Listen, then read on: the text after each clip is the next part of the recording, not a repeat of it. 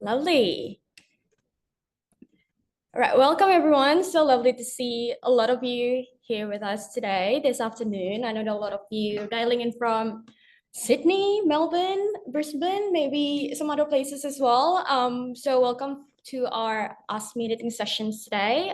So this session is really designed to spotlight the journey of two of our Antler-backed CTOs building their own startups. From the tech leaders and builders, they took the leap of faith to actually build their own startups. And we'll dig deep into that in a little bit. But first off, before we start the session, I'd like to begin by acknowledging traditional owners of the land on which we meet today. I'm dialing in from the land of Wurundjeri people, and I would like to pay my respects to their elders, past and present. So I'm Rani, I'm community manager at Antler Australia. Also in this call are Rachel, the senior program manager of Antler. We have Layla as well as Liam, the scouting managers of Antler. And Rachel will actually be moderating today's panel as well, the Ask Me Anything session of it. So you'll hear more from her soon. And this afternoon, we're joined by Dom from Morphless and team from Factory AI. So they've built and launched their companies with us. And again, we'll dive into their journey a little bit after this. The agenda for the next hour or so, I'll just start with covering our bases with a bit of introduction about Antler. Hopefully, a majority of you here in this online room today are familiar with us, but I'm just gonna do a bit of introduction again, and then we'll dive into conversation with Tim and Dom with plenty of opportunities for you to ask your questions. And yeah, don't be shy. Feel free to open up your camera so we can see your lovely faces so we know who we're speaking to. Please mute yourself unless you are actually asking questions. And you're all tech savvy here, I believe. So if you have any questions after this at the AMA section, please feel free to drop in the comment or just use your raise hand button and we'll give the floor to you to ask your questions. Okie dokie. So now a little bit about Antler. So who are we? So we're essentially world's day zero investor, and we back founders from day zero. And when we say day zero, we really mean it because usually founders join us pre-idea, pre-concept, and they actually incubate and build their startups with us in the residency. In Australia, we launched in 2019, and since then we've seen more than 1,000 founders come through our residency programs. We've invested in more than 300 across more than 145 portfolio companies, and we are currently present and run our residency programs in Sydney, Melbourne, and for the first time ever, coming February in Brisbane. So get into it. If you haven't applied, this is the time to apply. We are really Australia's only truly global VC because not only in Australia, we actually active and present in 27 different locations. And we've invested in over 1,000 startups globally. We're actually one of the most active pre-seed investors out there when it comes to global market. And we have billions and billions of dollars of portfolio value so far. So we're big. And again, we're open for applications. So how do we support founders from day zero? So we run a residency program, 2 intakes a year. And when we run this residency, we build a cohort of aspiring and experienced founders across these 3 main archetypes. They come in to basically de-risk their entrepreneur journey with Antler. They spend 10 to 12 weeks with us to ideate, to test their idea, find a co-founder, and we invest in the best ones. So we onboard exceptional people across these 3 main archetypes that you can see in the slides here. The tech and product builders, which I believe most of you here are basically in that category. We also onboard the business operators, so those who've like probably exited a company before, built companies before, or in high level sort of sales or growth sort of roles. And we have plenty of them usually as well in the cohort. And the third archetype being the domain experts. So those who spend like years and years in specific domain, so they know all the pain points and makes them the right person to build in that specific domain. So we try to sort of have all the exceptional sort of people from these three main archetypes. So that sort of like widens the surface area. It's a melting pot of like people for you to find your match to build that next big companies with Antler. These are just some of the logos that you can see there. We have founders joining us from like leading companies and institutions. We have some really young, hungry founders joining us as well. But I would say that mostly Antler attract more tenured founders with 11 years of average work experience. We're also not short of serial entrepreneurs joining us. 57% of our founders that we've seen coming through the residency identified as serial entrepreneurs. And we are really proud of the fact that we also attract really diverse founders. We've seen over 65 nationalities represented throughout the years in the residency. We back founders before idea. That's why we have this very beautiful spread and diverse portfolio. Obviously, with like a lot of VC in Australia, we like to back B2B and enterprise companies. But not only that, we also have invested in like consumer tech, health tech, fintech, and insurtech. And in the last 12 months, we've done a bunch of deals in like D2C hardware, robotics, insurtech, prop tech. So we are very agnostic when it comes to industries because again, we back the founders before the idea. These are just some of the closer look to some of our portfolio that we have. Pat Zero built in climate tech, and Zalian in deep tech. They do like image data processing using AI and ML before the recent so-called AI hype train, and they're definitely one of our top performers. And on the bottom right there, you see like some of the investors that have co-invested with us. So that's also sort of, I guess, the thing that you can expect from Antler. Once you get the Antler's check, that will open up your doors to actually get through this sort of like leading investors desk for them to also invest in you. Just a little bit of like picture on how your founders journey with Antler looks like. So as you can see here, we have a very rigorous screening process. When you apply to Antler, we do your application review, 3 different interviews, and then if you're lucky and you're good, then we'll send you a letter of offer to join us for the residency. The residency itself consists of 2 distinct phases, the formation and validation, and due diligence, as you see here. After you sort of go through due diligence, you then pitch for investments. So formation and validation is essentially 5 weeks for you to find a co-founder, to ideate and test your idea.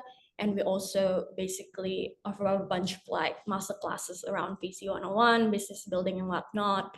And then when you actually land on an idea, validated it, you have a team behind it, then you get to pitch to us and we make the decision whether or not to proceed you to due diligence, where you're gonna go through like more hands-on sort of like support. You'll have like a coach, they'll work alongside you to prepare you for a successful pitch at investment committee, at which point we'll make the investment decision.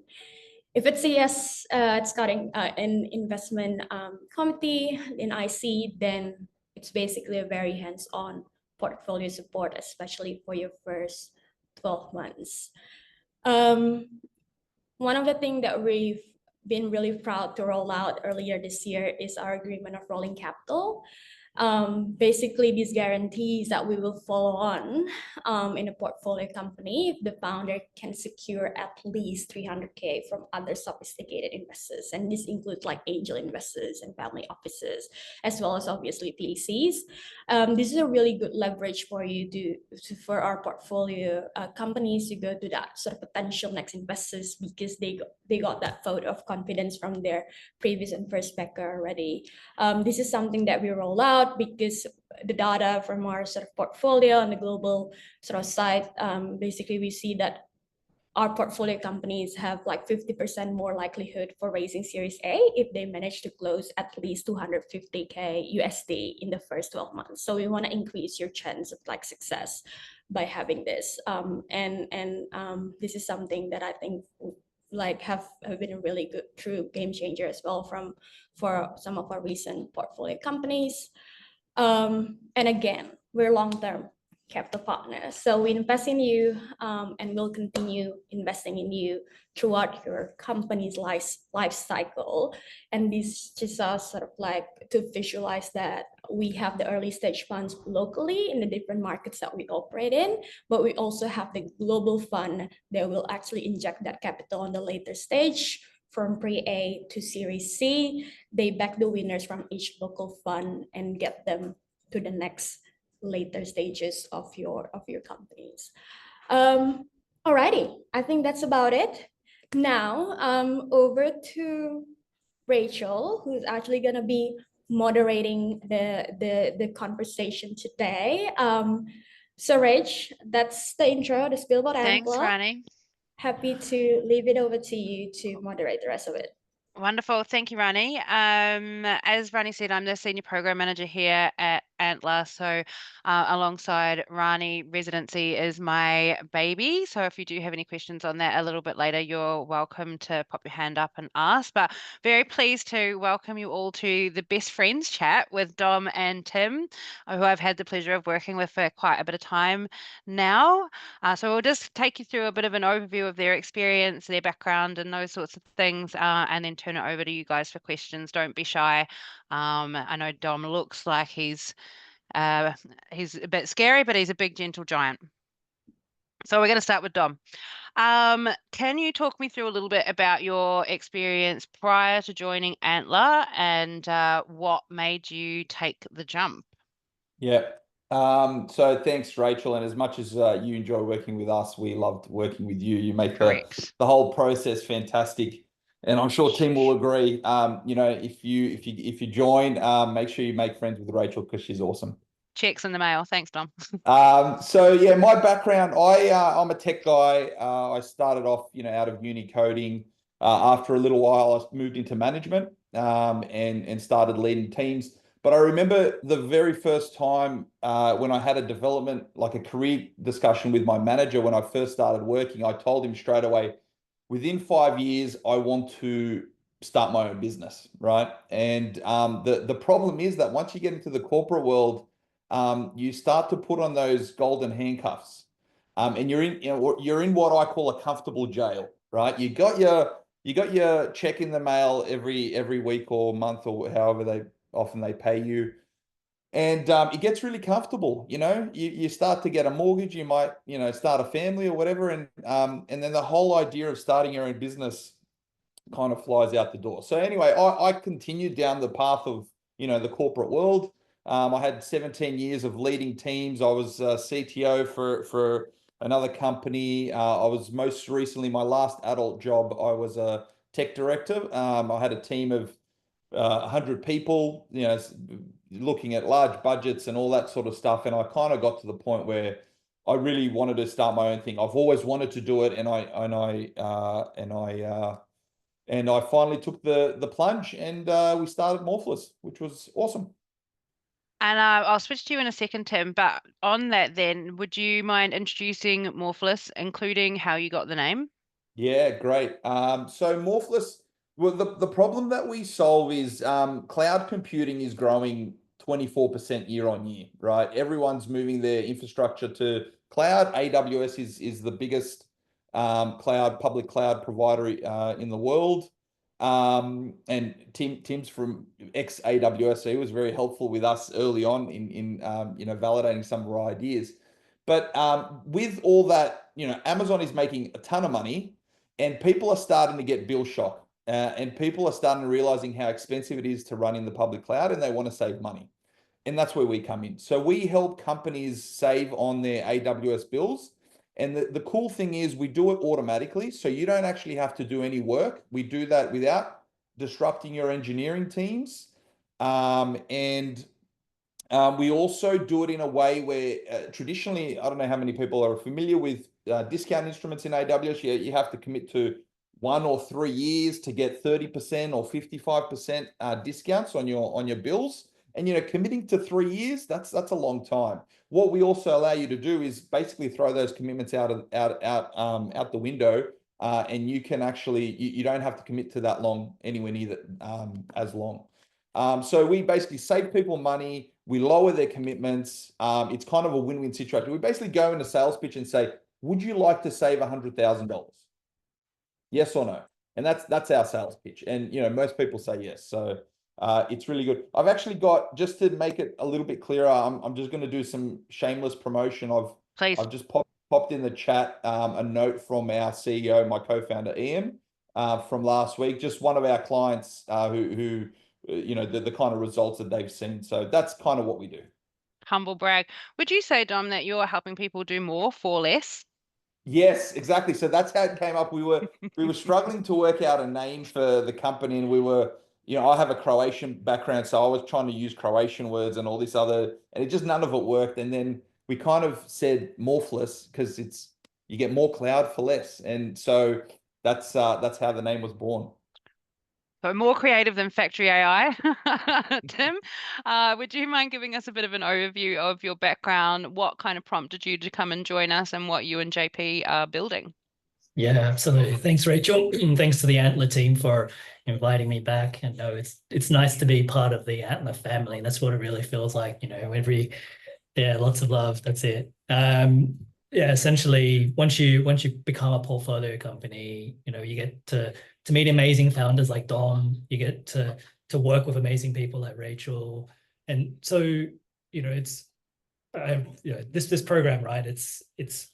I think it's actually really good in the sense where this idea that you might have right now and all of that, like there's lots of ideas that I've had in the past, right? So I've come from an immigrant family. We immigrated from China maybe 30 odd years ago, and we've been involved in different family businesses, and just that exposure to different family businesses, you have all sorts of different ideas about like what you can do yourself.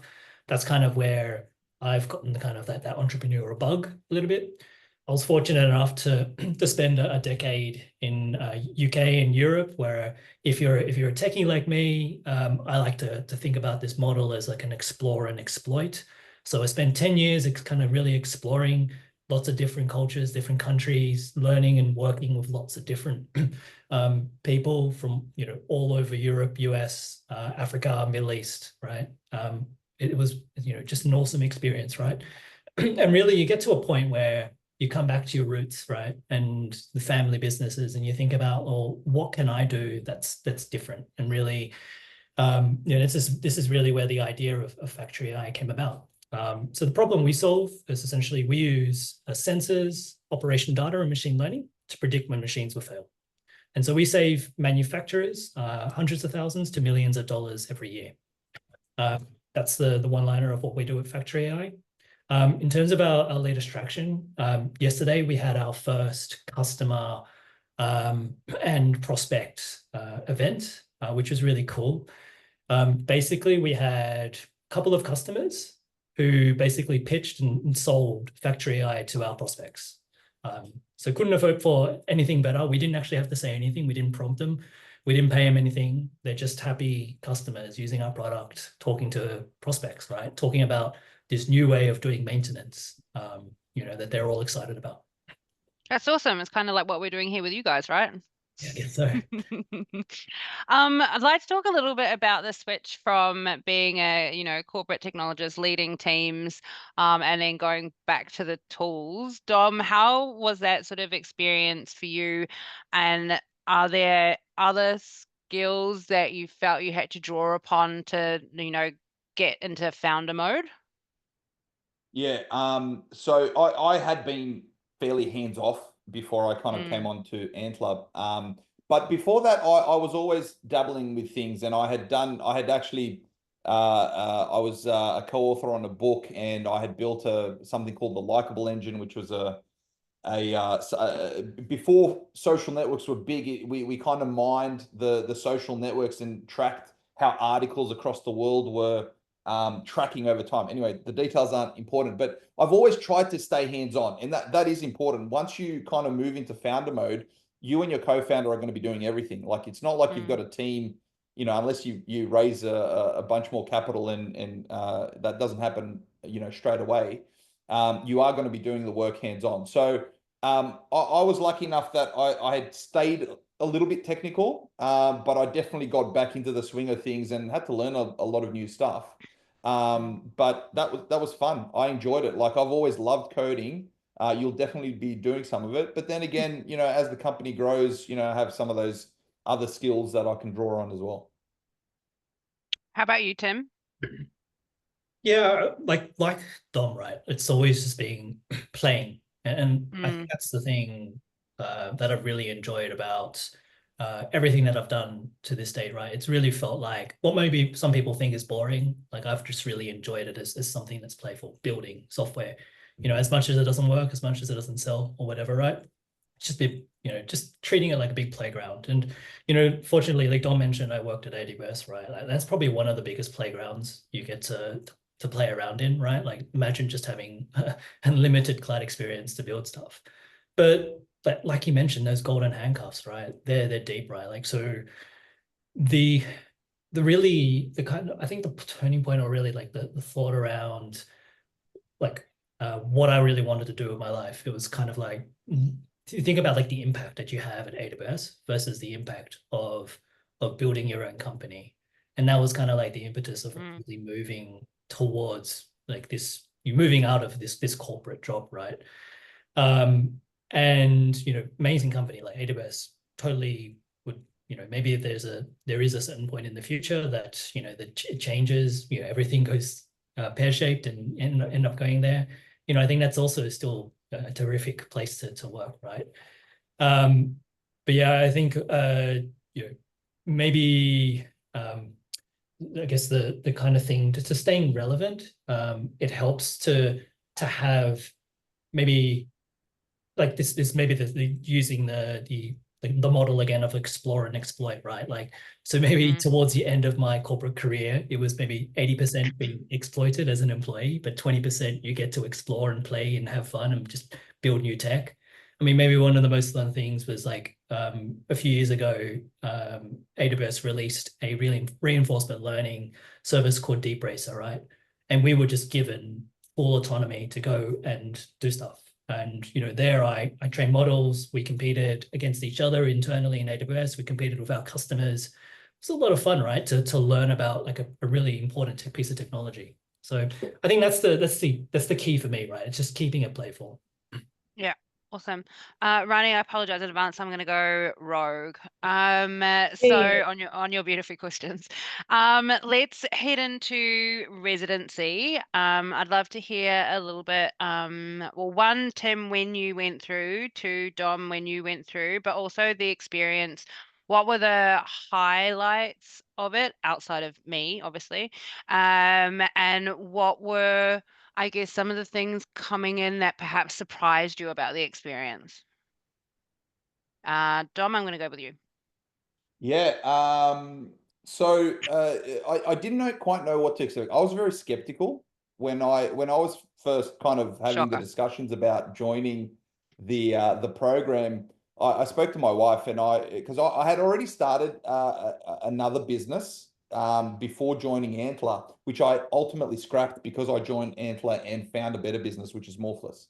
I remember that business, Dom. Yeah, and we're glad we dropped it. Yeah, it was called ZapScore, and it was actually a solution trying to find a problem.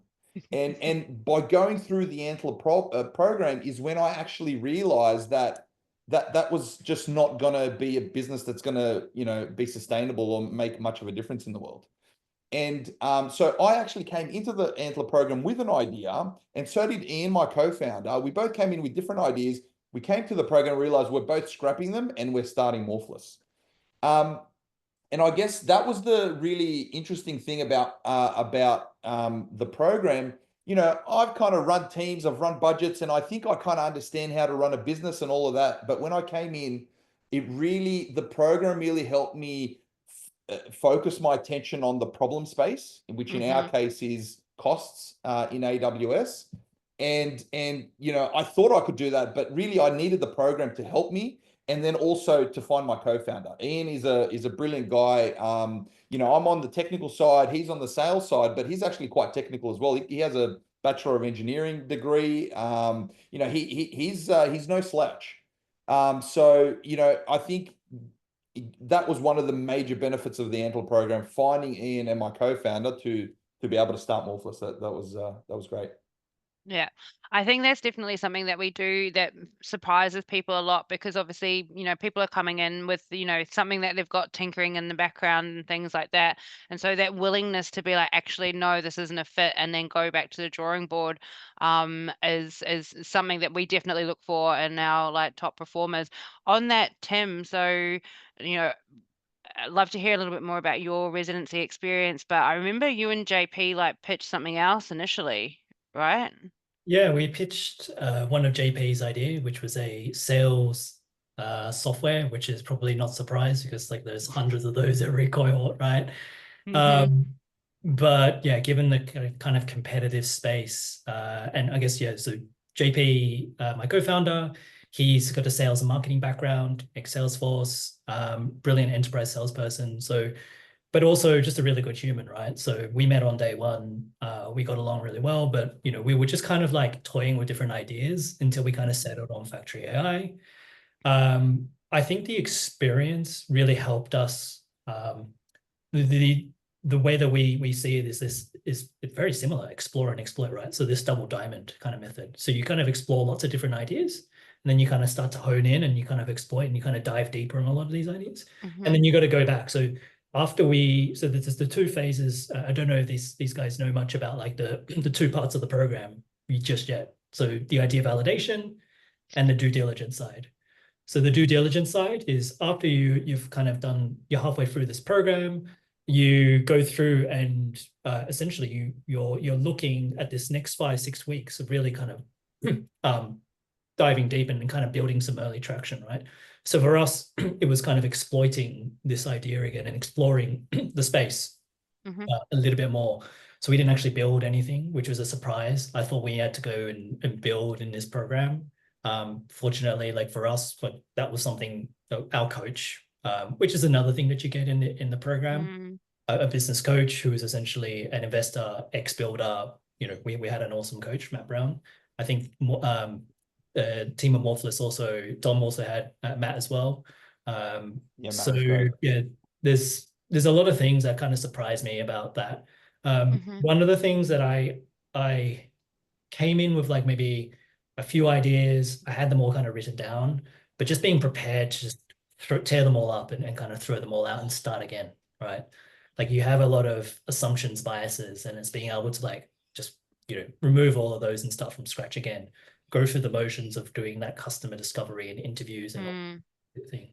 And I think that's what Antler really prepares you well for. Awesome. Love to hear that. On that, because you've both mentioned your co-founders quite a lot, and that's definitely something that we get a lot of people coming to us for, is to find their person.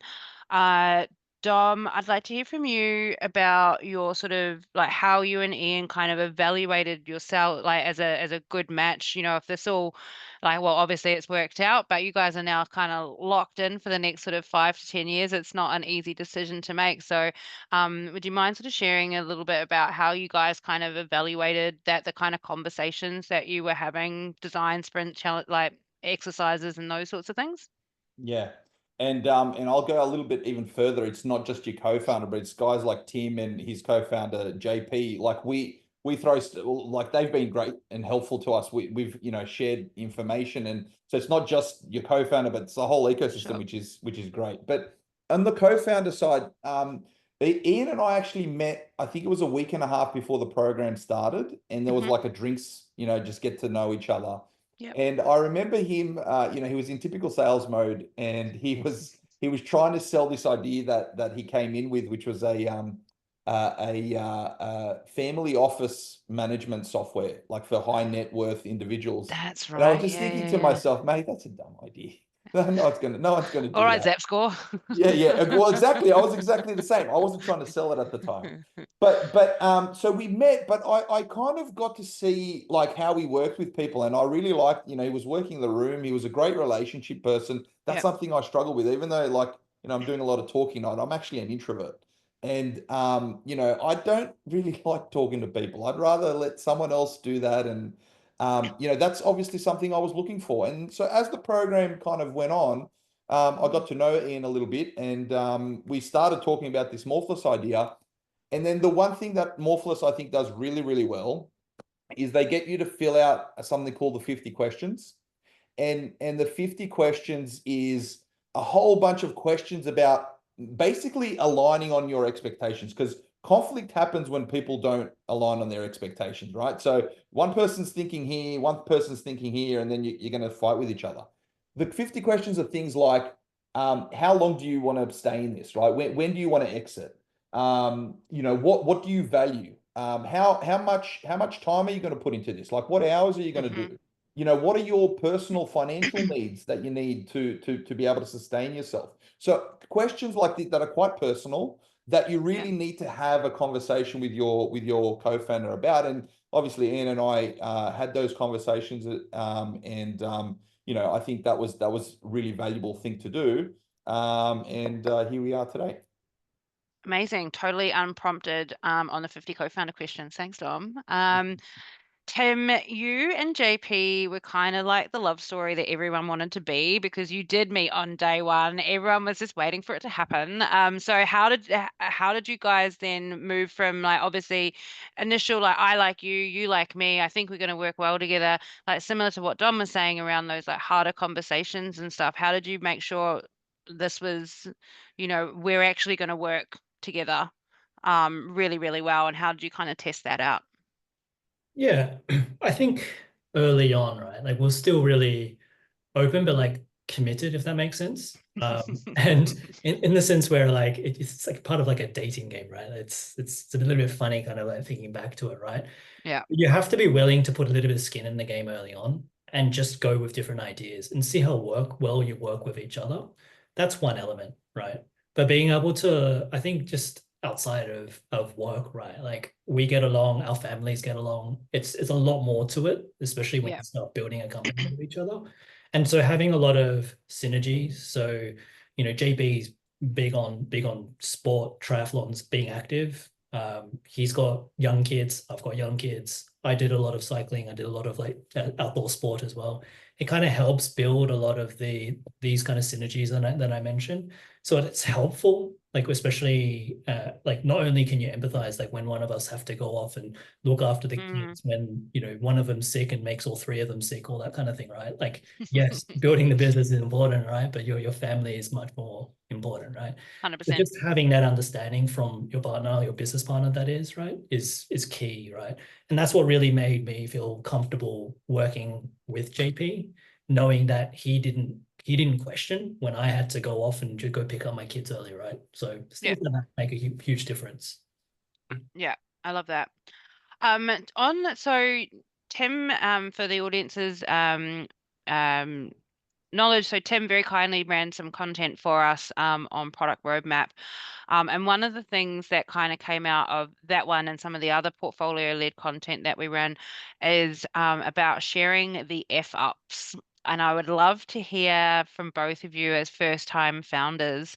I know I've put you on the spot and gone totally rogue from Rani's questions, but Tim, I'm going to start with you because you look like you've got one locked and loaded.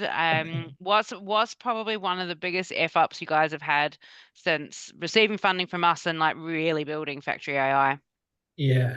Well, I'll be honest, right? Because we're all part of like this journey in a way together, right? Like we're really optimistic naturally, right? Because we Yes, you see are. kind of better world for our customers, but our customers definitely don't see it the same way, right? So, fortunately now we're not in this position, but we actually went through a number of months without paying ourselves, right? We ran out of money. We essentially just kind of paying ourselves out of our own pocket. That's one big F up, right? So didn't raise enough money. Whether or not we wanted to raise more money is a different question, and had the right traction. All of those things matter, right? Mhm. Pretty effort. I would say like we make a lot of we do more fails than we do more kind of like more wins, right? Like maybe the number of times that I break the app or break things. I think there was I think couple months ago now, actually, this one was really painful where it's all built on AWS. We have all of our clients are enterprise. So we split everything up into multiple different accounts, and we deploy everything using infrastructure as code. I made like this one line change, but it broke everything for all our tenants. And rewinding all of that took me 3 days. Yeah. Oofed. Yeah, so that's a pretty big one. But I was open and honest with our customers, and they kind of understood you're an early stage startup. You're going to make big Mhm. slip-ups. Yeah. Fortunately, we still have their trust, though. I think that's the best thing that we can ask for there. But I think it's just being open and honest with your customers, but also just owning up to those mistakes, right? So a lot of F-ups. I don't know which other ones we spoke about in that learning session, right? I don't know. I mean, it kind of came up with like depending on specific questions and things like that. But in general, I think the founders in the room were very keen to hear about the failures rather than all good news stories. Good news stories are great, but there's a lot of failures or lessons, as we like to call them, Yeah. along the way. How about you, Dom? What's your Yeah. biggest F up to date? I mean, like you said, Rachel, lessons is, I think, the best way to frame these. Because like if you're not making mistakes, you're not growing. So, you need to be making them. Otherwise, you're just being too cautious, or you're going too slow. And if everything's perfect, then you're not doing it quickly enough. But I think that the biggest one, when I think about kind of our journey, has been, early on we had some really good success with some clients. Like it was almost like, wow, this is too easy. We were signing clients left, right, and center. We were saving the money.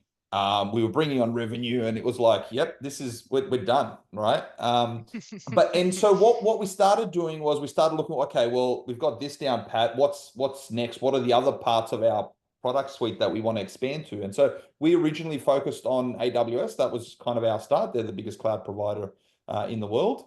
And we started looking at Azure and GCP, so the other big cloud providers in the IT space.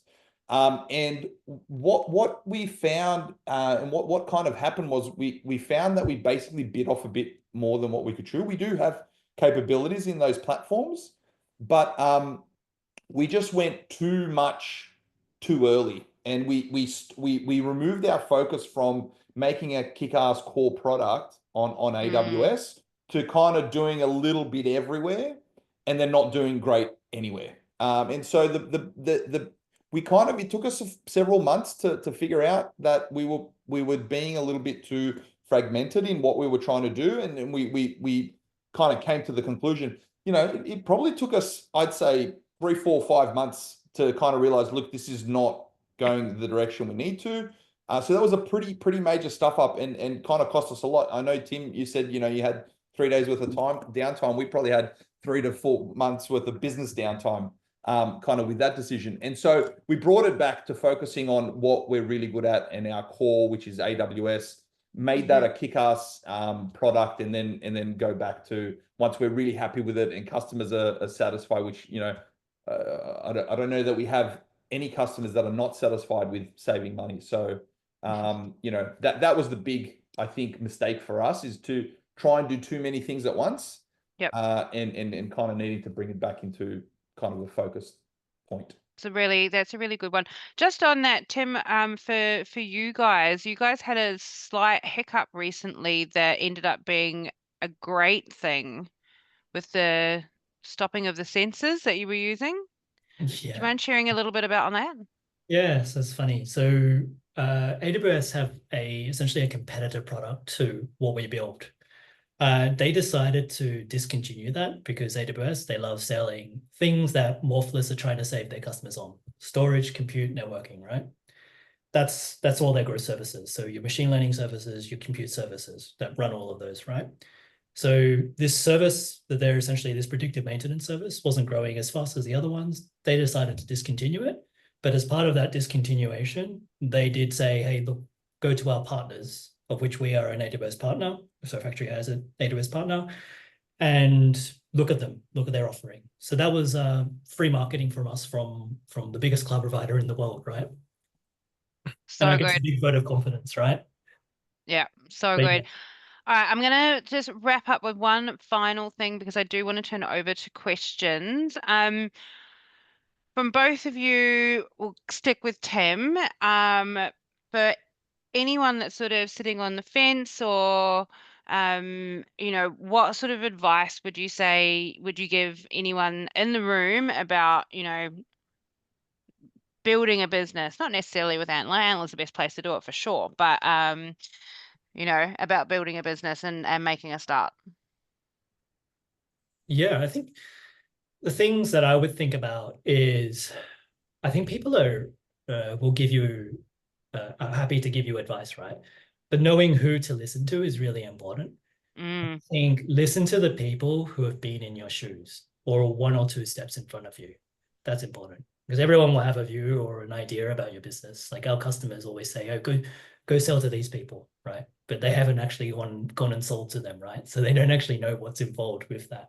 So it's interesting taking business advice from your customers, from other people, your investors, all of that kind of stuff. But yeah, ultimately you have to be in the driving seat. You have to go through those motions. And so you want to listen to people who have actually been in that position before as well. Yeah, I'll leave it there. And there's lots of other ones that I can go through, but maybe they'll pop up in some of the questions anyway. Awesome. Thanks, Tim. That's actually a really, really good one. Dom, what about you? I would say know yourself and know where your position is, know where you are in life that you can do this. And that's sometimes I think some people maybe, or maybe it's unspoken, it's a taboo topic. No one wants to talk about it, but make sure you've got, a little bit of financial buffer before going in. Like, not saying that you don't pay yourself, right? If you get funding, you should absolutely be paying yourself. Yep. No one expects you to, do this for free, but make sure that you're kind of financially stable, or you've paid off your mortgage or something, or at least it's perfectly manageable, or you have maybe you've had a redundancy or something and you've got a windfall there. That's probably a perfect time to consider something like this. And so the advice that I would give is make sure that you're do some numbers for yourself and make sure that in life you're kind of ready to take on this challenge, because it can be challenging. Yeah, awesome. Just while people kind of collect themselves and start putting hands up and thing, just from the chat from both of you, how important is it for you and your co-founder to communicate clearly between each other? And maybe what are some of the challenges that you've faced on that, Dom? Yeah, I mean, it's critical. I think we spoke about it a little bit before, but your co-founder relationship is like a marriage. You're giving birth to a company, and it's a child. You both, are co-parents, and so just like any situation like that, communication is absolutely vital. I mean, Ian and I talk, multiple times a day, every day.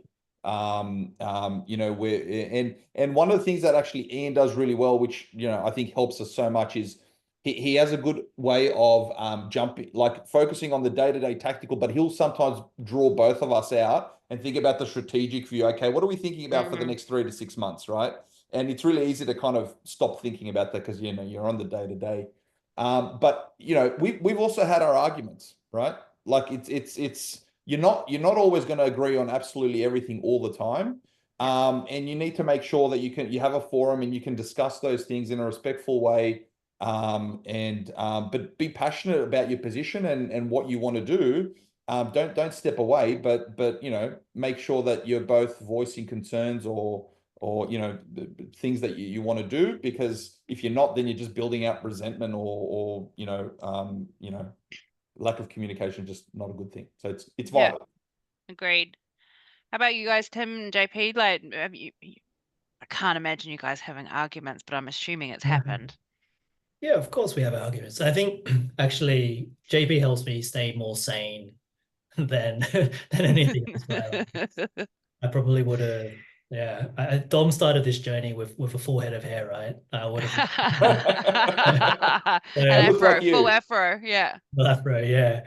So I think it's bloody stressful, this thing, but it's so Yeah. rewarding. It's probably the most rewarding thing I've ever done. But like having someone who's there, who's just keeping you sane, is the first thing, right? Like that thought exchange, right? Super important. Like you could be thinking about, I get deep on problems, and I think it's a good thing and a bad thing, right? Like be able to dive deep on different customer problems. But sometimes I just go too deep and I lose track. And it's like Dom said, like just someone who can bring you back, even though this is like more strategic, or whatever, like, but it's like reminding us of why we're doing this in the first place. Right. Yeah. And Tim just, I think, raised a really important point because, I used to think, because I had started something before I joined Antler, and I was thinking, I know how to do all of it, right? I can run the business myself. Why do I need a second person? And it has been completely accurate or completely invaluable that I've had Ian, right? That the having a co-founder who, we're aligned on the values, but he has a completely different skill set, different way of thinking. Sometimes it's frustrating to me, like, because, he's a sales guy and he goes out, opens things up where I want to close them down and I'm critical and, And all of those things. incredibly Irish. Yeah, he's Irish, right? One of the few that can drink more than me. But that having that co-founder who has those complementary skill sets is just invaluable. Like, it is worth its weight in gold. And so on that question from James, from your experience, are you kind of left to your own devices to find a co-founder, or like what did the Antler process do to sort of help you speed that up, other than chuck you in a room together? Tim, do you want to go? Yeah, I think so. Before the cohort started, and maybe you guys are starting to get invited to this channel, right? Like you'll have a list of all the people and the names. I come from so before AWS, I was a solution architect. So that taught me a little bit about like customer research, right? Like being able to be relevant. What it also taught me is like if I'm going to be in a room with people, I've got to know what their names and backgrounds are. And so you do a lot of like testing already. You're Very having good. these conversations. So what that means is like you should almost be ruthless because it's competitive, right? Like you're going to have maybe 100 people in the room, 30 founders. So you got to be able to find the right people. Although I say that, but like I also don't just judge the book by its cover, right? Like people will write a profile about themselves, but it's so much deeper than that. It just kind of gives you a starting point. So JP actually wasn't on my radar, but like we did meet each other on the first day, and that kind of changed everything. But like I think just even going through the motions of knowing who else is in this room and knowing who you need to speak to, right? Like this program is short, and once people pair up, most often or not, they're paired up for this entire cohort, right? And then only if it doesn't work, they might change teams, right? So there is a little bit of competitiveness in that, right? So just making sure that you're putting you're going out there, right? And where, as opposed to waiting for people to come to you. Yeah, love that. Dom? I agree. Antler does help with, I guess, going through activities and sprints where we actually do specific tasks to get to know people in the cohort and solve problems together and see how people work. So there are a whole bunch of activities that help lubricate that meeting new people. But I think one of the early questions was like, can you get someone external, like a co-founder? I think we did have someone in our cohort who had an external co-founder that they brought in, so that's also possible. Yeah, I mean, just on that, obviously we prefer that, you shop in the cohort first because, they're Antler vetted and they're also, 100% committed and those sorts of things. But every now and again, it makes more sense depending on what you're working on to bring in an external and things like that. And we can definitely help support that. Matteo, nice to see you again. We'll get you off mute. Hey, Rachel, thank you. Hey guys, Matteo here, joining the February residency program in a couple months. I'm actually someone that has quite a technical background, but I've been working mostly in management for the last 5 years. So I've been fairly hands-off. I think both of you spoke a little bit about this, especially you, Dom.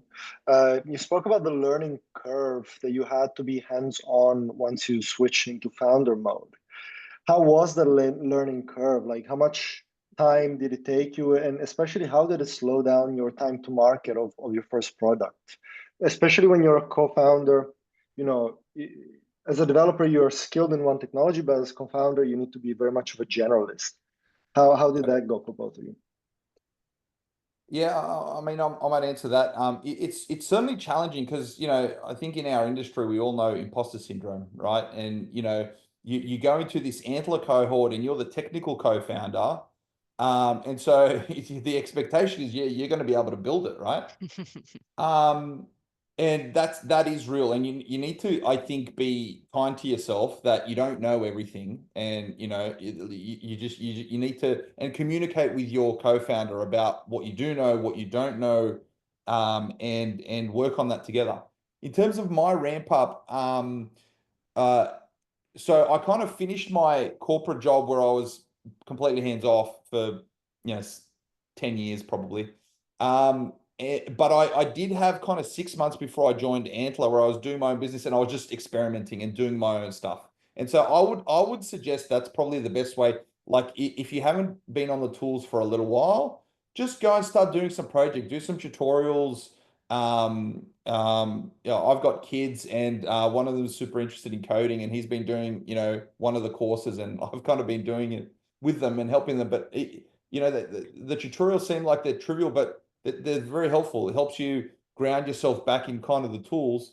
And then when it came to actually building, I actually built a bunch of it with ChatGPT.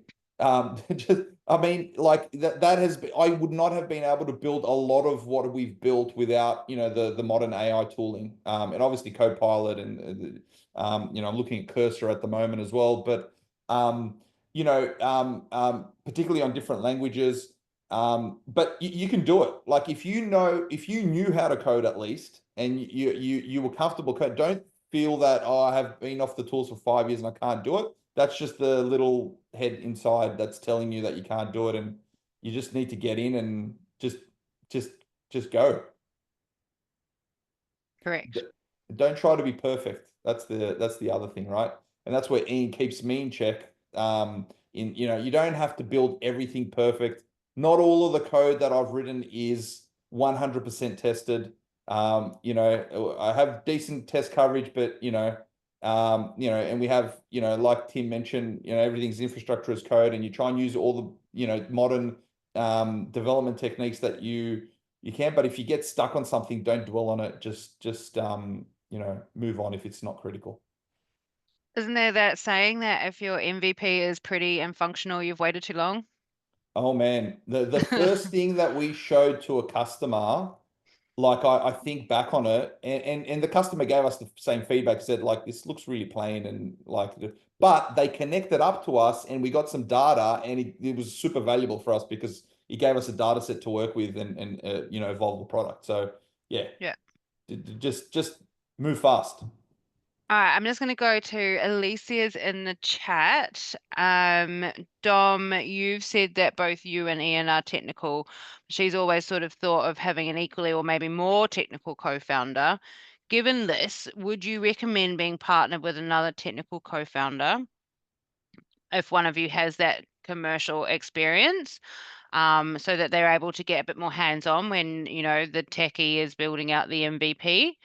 And then I'll jump in with the last part of that question for Alicia.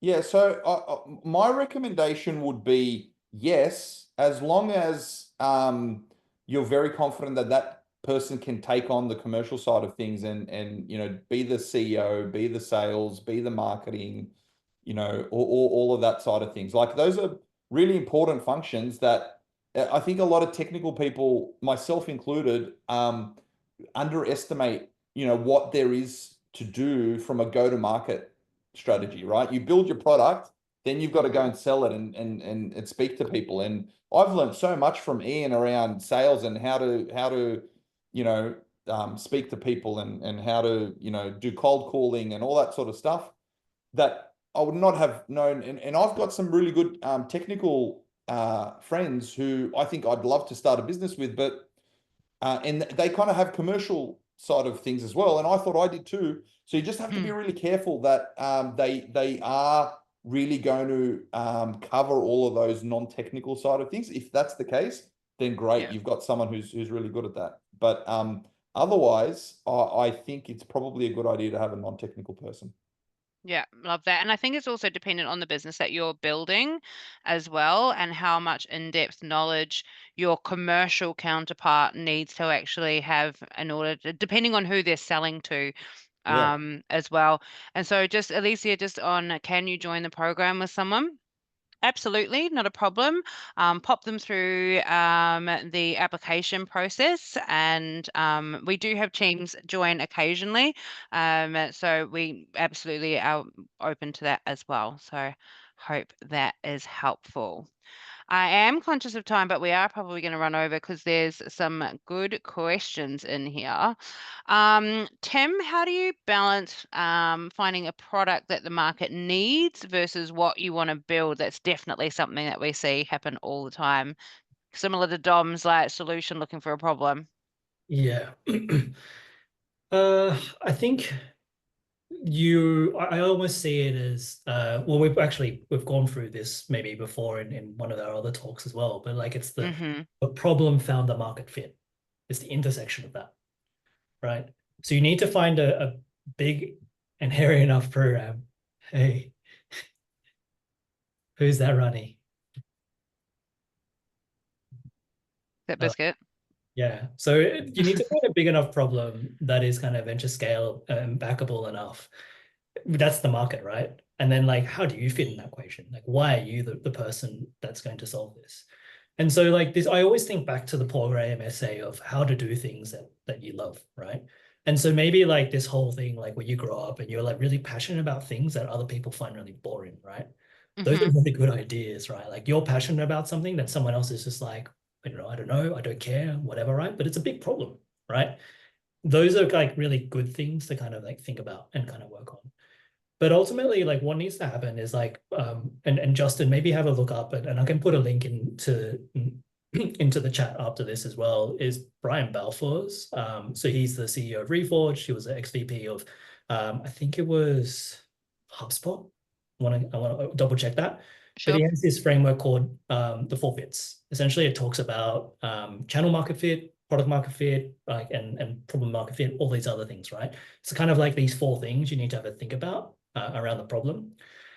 And then the other thing that I only just mentioned, just to your idea around the kind of like versus what you want to build, is ultimately this business needs to be like you're going to spend 7 to 10 years on this. So can you spend 7 to 10 years on something you don't care about?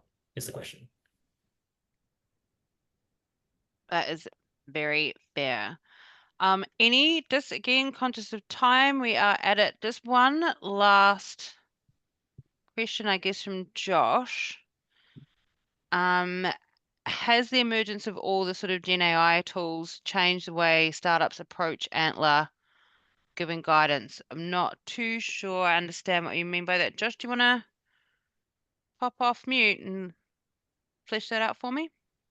Yeah, so Antler gives guidance with like the 50 questions, trying to help founders grow the business. It's one thing as a founder, technical founder, of like how would you grow, but does Antler themselves, has this changed the way that Antler helps incubate and accelerate startups? Not from my perspective. I don't think so, because I think the technical choices that you make are probably, I guess, they're all up to you, right? Antler's not going to tell you, you have to, you should look at this technology or that technology. At the end, and Matteo also asked that, that learning curve. The best technology to use is the one that you're most comfortable with, unless you're solving some very specific problem that needs some very specific language or tech stack. Just go with what you're comfortable with. And again, unless you're solving some really obscure problem, a lot of technology is kind of pretty similar. Like Morphless, we're technically not revolutionizing things. We're solving a really clear business problem. and we're doing that really well. But we just ingest some data from our customers, which is billing information. We analyze it to see, where we could be making savings from there, and then we take some actions for them that they don't have to worry about, that automatically saves them a bunch of money. You can do that with any language you want, right? That's independent of any technology. So, just do what you're comfortable with. I guess I didn't frame the question, but something I heard about some startups with Gen AI stuff, rather than hiring low-cost interns initially, hire a senior instead, because essentially the Gen AI stuff is you go senior plus interns. So how you approach scaling your early hires has pivoted how some people look at how they grow early talent acquisition. It's changed the game. That's more the frame you was asking, sorry. Yeah, look, I think probably your technical co-founder is that's the unique thing about what they will bring to the table. If they're looking to play in the Gen AI space, it's probably something that they want to play around with, understand, probably, get really deep into, and then they'll be able to, I guess, take the lead. And I think from an Antler perspective, your co-founder should be able to get you to a point where, one, obviously we give you money and we back you, so that you can then go and do talent acquisition where it's needed. So, as Rani was sort of saying earlier, we come in so early, that, having a team to build is really not that necessary. You need to be able to have someone to get it to a point where you can prove out validation and traction and appetite to buy what you are selling. But building out team and talent acquisition and stuff like that can typically come post Antler check. Does that help? Yeah, that's perfect. Thank you. Wonderful. All right, founder friends. Any last burning questions? Please do connect with myself, Tim, or Dom on LinkedIn if you haven't already. Otherwise, we might wrap it up there. Applications open. If you haven't started your applications, time to start on it and hit that submit button. Next residency kicks off February. Right, Rach? Amazing. Thank you, Rani. And yeah, if anyone has any questions on residency and what to expect and how it all sort of works, please do reach out to me. More than happy to jump on a call and take you through the roller coaster that you might be joining. I hope it was useful and to join our best friends chat with an audience, which is what I am now labeling AMAs.